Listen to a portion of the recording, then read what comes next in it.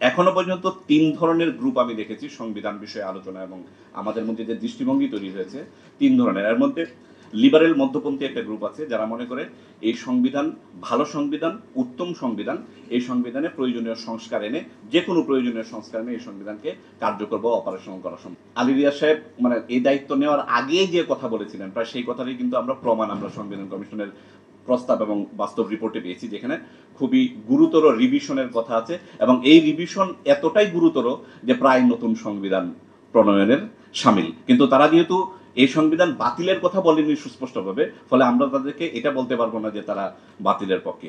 তৃতীয় যে গ্রুপটা এবং খুবই গুরুত্বপূর্ণ সেটা এক্সট্রিম রেভলিউশনিস্ট একটা গ্রুপ আছে আমাদের সংবিধান সম্বন্ধিত দৃষ্টিভঙ্গি পোষণ করে। এর মধ্যে ফরাদ মজার হলো এই গ্রুপের সবচেয়ে গুরুত্বপূর্ণ এবং সবচেয়ে সরব তাত্ত্বিক। তারা মনে করেন এবং এই দৃষ্টিভঙ্গির সাথে একমত পোষণ করেন আবার এই উপরের দুই গ্রুপের আবার অনেকেই, এটা খুবই অ্যালার্মিং। তারা মনে করেন বাংলাদেশ রাষ্ট্রের সাংবিধানিক জার্নি এখনো শুরু হয়নি, যদিও আমরা 50 বছর পাস করে ফেলেছি আমাদের স্বাধীনতার।